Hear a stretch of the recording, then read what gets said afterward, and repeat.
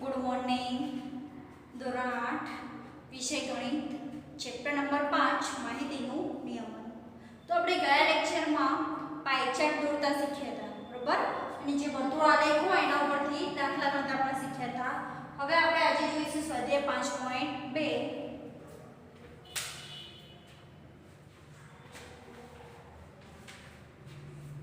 5.2 નો પહેલો સમ. એમાં વર્તુળ આલેખ તમને આપેલો છે, એના ઉપરથી તમારે ક્વેશ્ચન આન્સર લખવાના છે. તો સૌથી પહેલા હું વર્તુળ આલેખ દોરી દઉં છું. તો પ્રશ્ન નંબર 1 નો વર્તુળ આલેખ.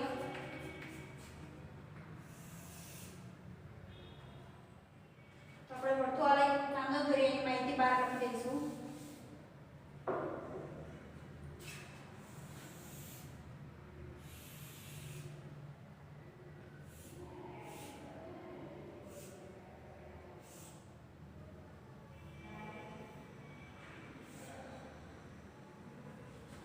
હળવું સંગીત 40%, હળવું સંગીત 40%. આ આવશે લોક સંગીત 30%. આ આવશે શાસ્ત્રીય સંગીત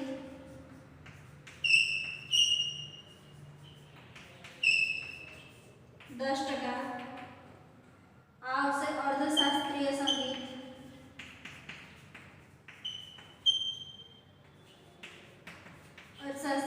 20%. ક્લિયર આટલું? ફરીથી હળવું સંગીત 40%, લોક સંગીત 30%, શાસ્ત્રીય સંગીત 10% અને અર્ધશાસ્ત્રીય સંગીત 20%. તેના ઉપરથી તમારે ક્વેશ્ચન આન્સર લખવાનો છે. જો 20 યુવાનો શાસ્ત્રીય સંગીત પસંદ કરતા હોય તો કેટલા યુવાનોની મોજણી કરી હશે? ક્વેશ્ચન લખી નાખીએ. જો 20 યુવાનો શાસ્ત્રીય સંગીત પસંદ કરતા હોય, 20 યુવાનો શાસ્ત્રીય સંગીત પસંદ કરે છે તો કેટલા યુવાનોની મોજણી કરી હશે?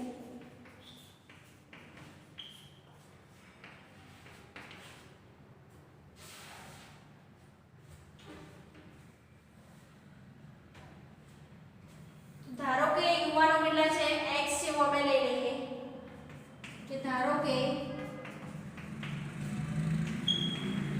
મોજણી કરતા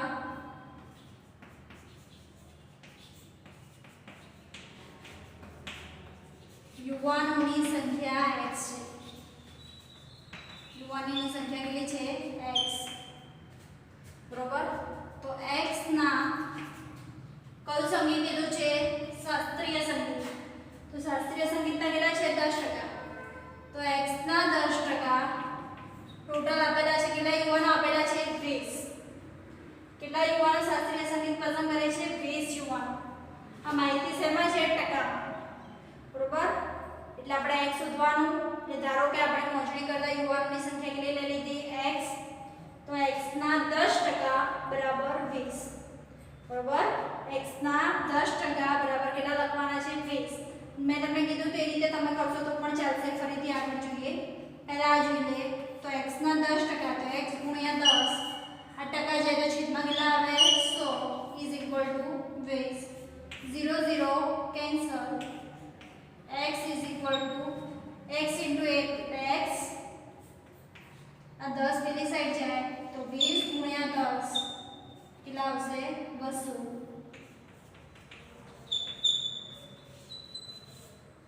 બરોબર? ક્લિયર? મેં કીધું તો એ રીતે તમે કરો તો પણ ચાલે. માહિતી શેમાં છે? ટકામાં. તો શરૂઆત કરીએ આપણે. જે આપેલું છે એના ટોટલ છે 100%. યુવાનો આપેલા છે 20. આ કોની વાત થઈ છે? શાસ્ત્રીય સંગીત. તો 10% એ કેટલા? 10 ગુણ્યા 20 છેદમાં 100.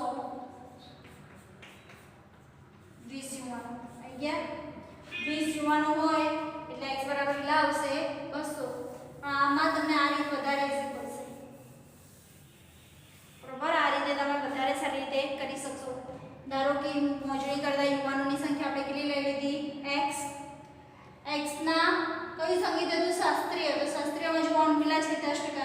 तो x ના 10% બરાબર 20 યુવાનો થાય બરાબર ને એ 10% છે એટલે જ કેટલા થાય 20 યુવાનો તો ટકા કાઢ નાખી એટલે છેદમાં કેટલા જાય 100 એટલે 1 છેદમાં x * 1 એટલે x છેદમાં 10 બરાબર 20 એટલે કેટલા આવશે 200 તો 200 યુવાનોની મોજણી કરી હશે એના પછીનો નેક્સ્ટ ક્વેશ્ચન આપણે જોઈએ આ બધાને ક્લિયર એના પછી બીજા નંબરનો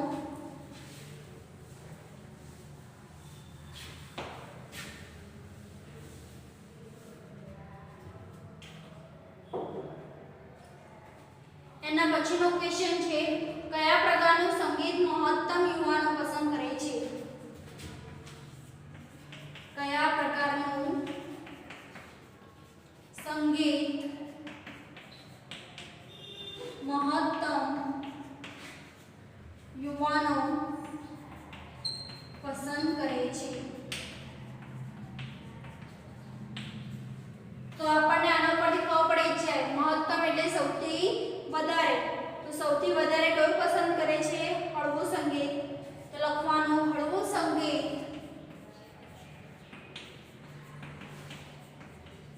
મહત્તમ યુવાનો પસંદ કરે છે હવે તમને આના ઉપરથી અલગ ક્વેશ્ચન કરી પણ પૂછી શકે કયા પ્રકારનું સંગીત સૌથી ઓછા લોકો પસંદ કરે છે તો કયું આવશે તો શાસ્ત્રીય સંગીત સૌથી ઓછા લોકો પસંદ કરે છે મહત્તમની જગ્યાએ ન્યૂનતમ પણ મૂકે ન્યૂનતમ એટલે સૌથી ઓછું અને મહત્તમ એટલે સૌથી વધારે આગળનો ક્વેશ્ચન જોઈએ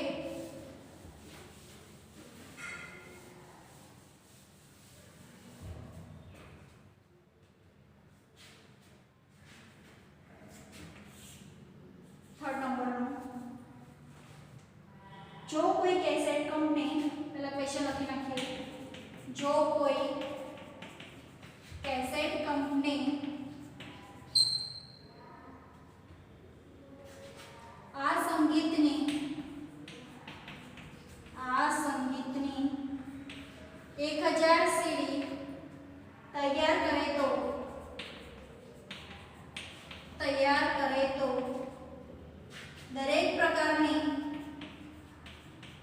દરેક પ્રકારના સંગીત માટે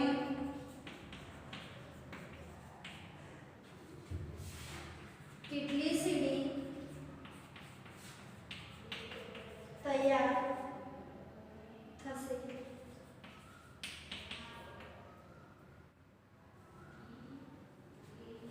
જો કોઈ એક કેસેટ કંપની આ સંગીતની કેટલી સીડી તૈયાર કરે છે 1000 તો દરેક પ્રકાર માટે કેટલી સીડી તૈયાર થશે એટલે ટકાની છે એમાંથી આપણે સીડીમાં ફેરવવાનું છે તો સૌથી પહેલા એક એક કરીને આપણે બધાને શોધવાનું છે બરોબર અહીંયા આપ્યું છે કે દરેક પ્રકારનું શોધવાનું છે એટલે એક એક લેતું જવાનું સૌથી પહેલા હળવું સંગીત લઈ લઈએ તો હળવું સંગીત હેડિંગ મારી દેવાનું નીચે એનો દાખલો હોય ટોટલ કેટલા છે 1000 તો 1000 ના 40% બરોબર 1000 ના 40% શોધવા પડશે તો ટકા કાઢ નાખો તો છેદમાં કેટલા આવશે 100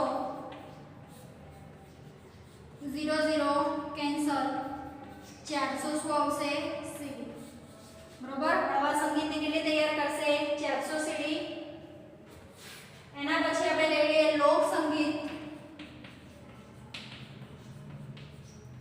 તો 1000 ના કેટલા આવશે લોક સંગીતમાં કેટલા ટકા છે 30% તો 1000 ના 30%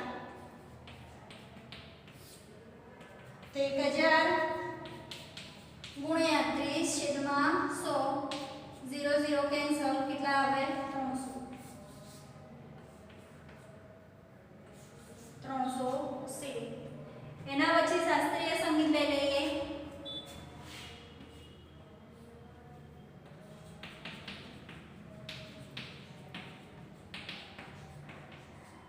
શાસ્ત્રીય સંગીતમાં કેટલા ટકા છે શાસ્ત્રીય સંગીતમાં 10% તો 1000 ના 10% 1000 ગુણ્યા 10 છેદમાં 100 0 0 કેન્સલ તો આમાં કેટલી સીડી આવે 100 સીડી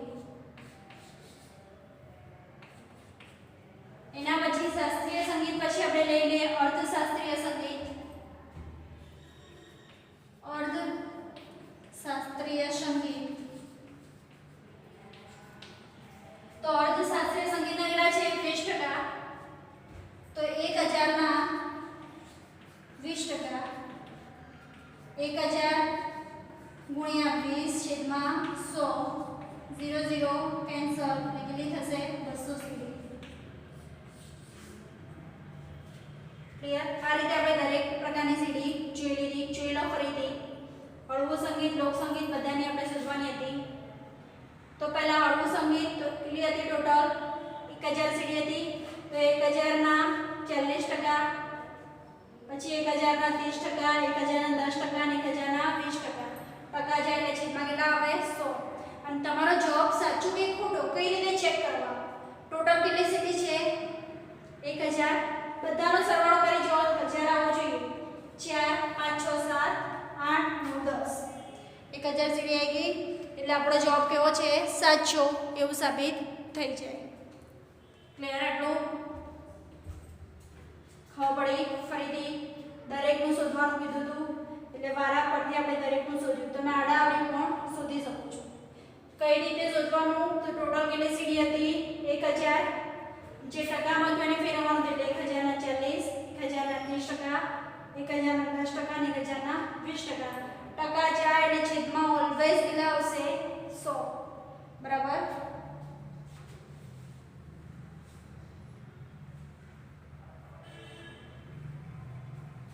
આગળ જોઈએ આપણે ક્વેશ્ચન નંબર 2.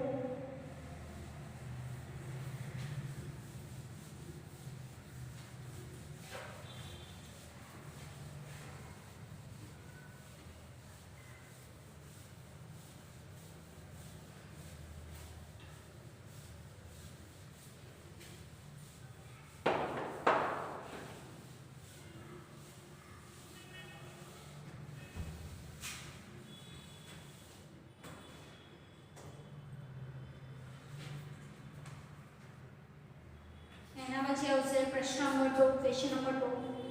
આમાં જો 360 લોકોને શિયાળો, ઉનાળો અને ચોમાસું એમ 3 ઋતુઓમાંથી પોતાની પસંદગીની ઋતુ માટે મત આપવા જણાવવામાં કહ્યું. તો એના ઉપરથી માહિતી આપેલી છે. એના ઉપરથી આપણે 3 ક્વેશ્ચન આન્સર સોલ્વ કરવાના છે. તો સૌથી પહેલા હું માહિતી લખી નાખું છું.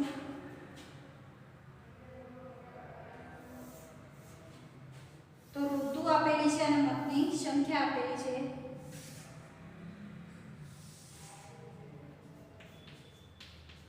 ઋતુ ને મતની સંખ્યા. ઉનાળો તો એના મત મળે છે 90. ચોમાસું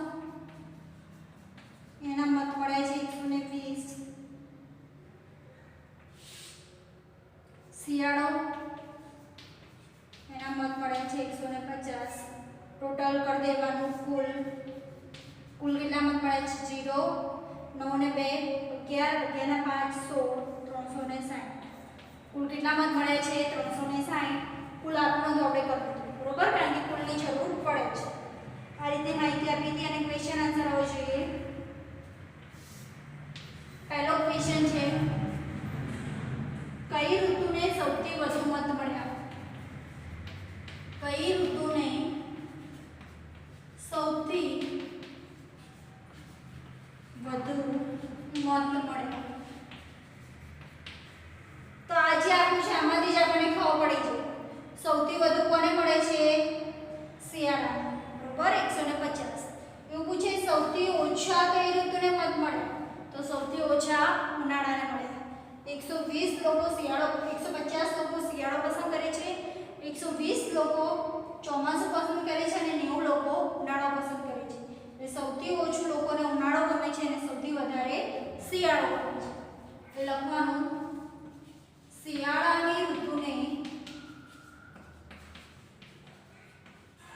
સૌથી વધુ મત મળ્યા. કઈ ઋતુને સૌથી વધારે મળ્યા? તો શિયાળાની ઋતુને સૌથી વધારે મત મળ્યા. એના પછી સેકન્ડ, દરેક ઋતુ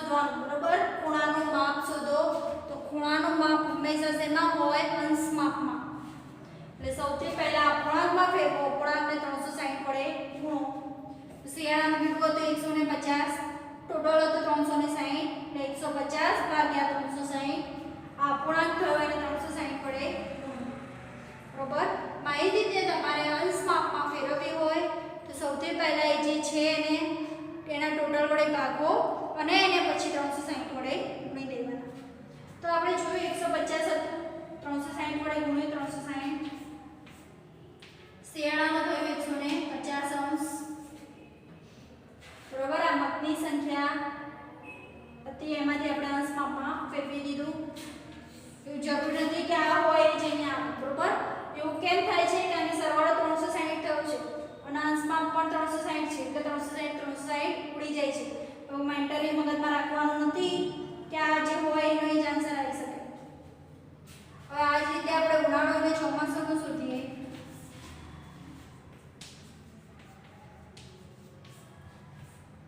તો જોઈ લો હવે ઉનાળાનું જોઈ લો ઉનાળાનું કેટલું હતું 90 ટોટલ છે 360 એટલે અપૂર્ણાંક આપણો તૈયાર થયો 90 ભાગ્યા 360 આ શું કહેવાય અપૂર્ણાંકમાં ફેરવ્યું કહેવાય બરોબર 90 ભાગ્યા 360 ખૂણાનું માપ શોધવાનું એટલે ગુણ્યા 360 અંશ આન્સર આપણો આવે 90 અંશ ક્લિયર એના પછી શોધવાનું ચોમાસાની ઋતુ 120 પણ મળે છે તો 120 ભાગ્યા 360 ગુણ્યા 360 અંશ 360 કેન્સલ થાય એટલે આવશે 120 અંશ ક્લિયર આટલો શિયાળો ઉનાળો ચોમાસું ક્લિયર થઈ ગયું દરેક ઋતુ માટે આપણે ખૂણાનું માપ શોધવાનું હતું અંશ માપમાં જે આપણને મળી ગયું છે ફરીથી પહેલો ક્વેશ્ચન એકદમ સિમ્પલ હતો કે કઈ ઋતુને સૌથી વધુ મત મળે તો શું આવે શિયાળાની અંશ માપ શોધવાનું હતું 120 ભાગ્યા 360 ગુણ્યા 360 90 ભાગ્યા 360 ગુણ્યા 360 120 ભાગ્યા 360 ગુણ્યા 360 જોઈ લો ધ્યાનથી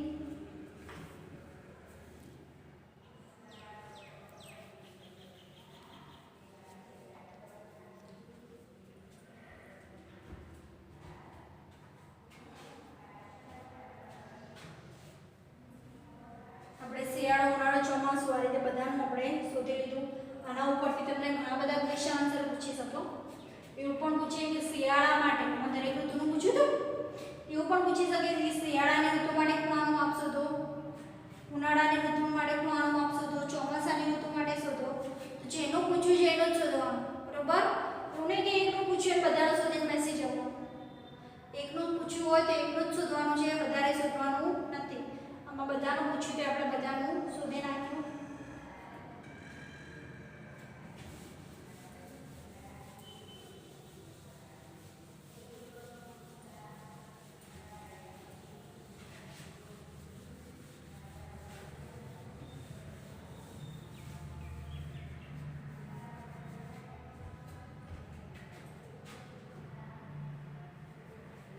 જો એના પછીનો ક્વેશ્ચન શું છે તો ઉપરોક્ત માહિતી દર્શાવતો પાઈ ચાર્ટ તૈયાર કરો શું દોરવાનું છે પાઈ ચાર્ટ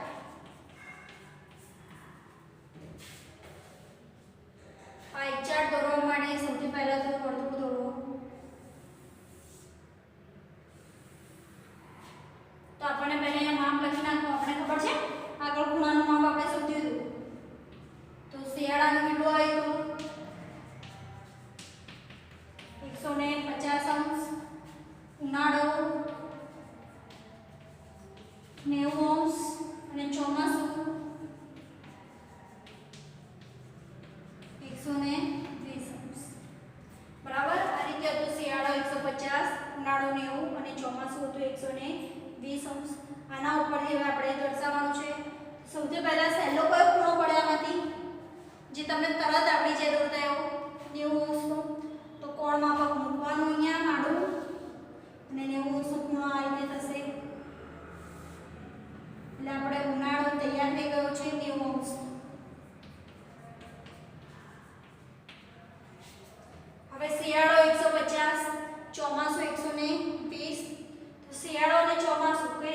પૂછશો તો કોઈ બી એક ખૂણો પહેલા લઈ લો, બાકી બધે ચોમાસું. તો આખો 90 થતો હોય તો 90 અને 30 દોરો તો પણ તમે થઈ જશે, બરોબર. અહીંયા 90 થઈ જાય અને એના પછી 3 ઉમેરો એટલે આટલો થઈ જાય 120 નો. તમારે એવું ડાયરેક્ટ લેવાનું નથી, કોણ બાબતનો ઉપયોગ કરવાનો છે, બરોબર. આ 120 ચોમાસું અને આ થઈ જશે શિયાળો 150. ક્લિયર. સૌથી પહેલા શેના ઉપર ધ્યાન આપવાનું? 90 ખૂણો. ઉનાળો 90 થઈ ગયો, શિયાળો 150 અને ચોમાસું આવ્યું 120. ક્લિયર. ચલો ધ્યાન દેવી.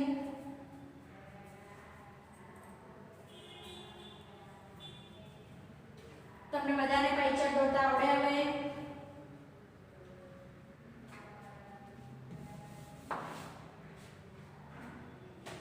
ચલો પહેલા થોડા ક્વેશ્ચન આન્સર જે આપણે કર્યા હતા એની માહિતી આજે જે કરાવી એનું રિવિઝન કરાવી દઈએ.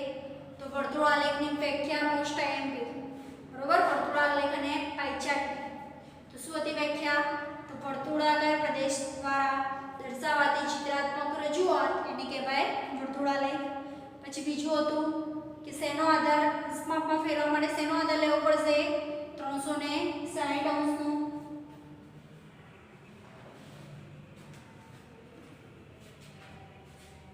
બરાબર. પછી વર્તુળાલેખમાં માહિતી દર્શાવવા માટે તેને શેમાં ફેરવવી પડે? શેમાં ફેરવવી પડે?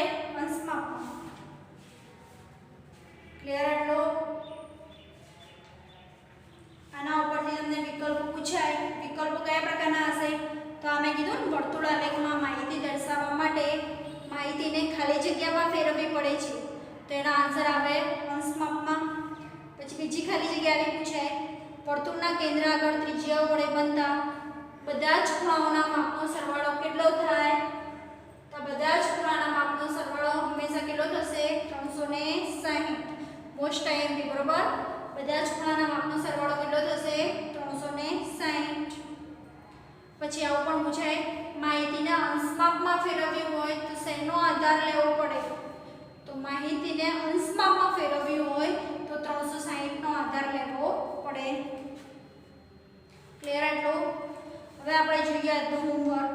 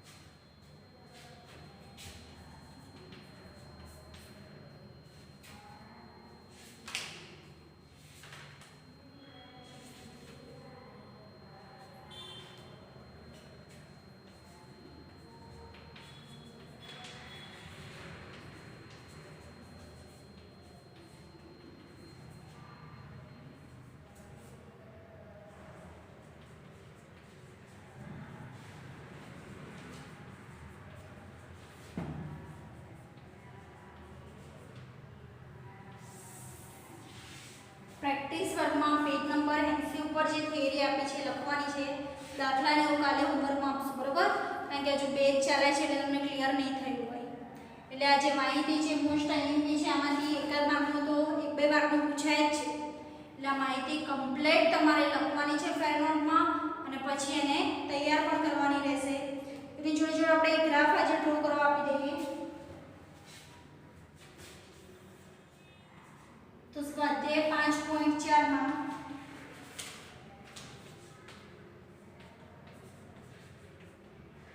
પ્રશ્ન નંબર 4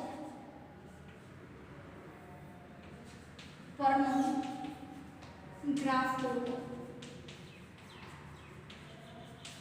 બરોબર. આજે 2 હોમવર્ક મળ્યા છે કારણ કે એક હોમવર્ક તો બહુ નાનું છે, તે થિયરી લખવી બહુ નહીં, 7 પ્રશ્ન નંબર 4 પરનો ગ્રાફ છે તે તમારે ગ્રાફ પેપરમાં દોરવાનો છે, સ્તંભ આલેખ છે.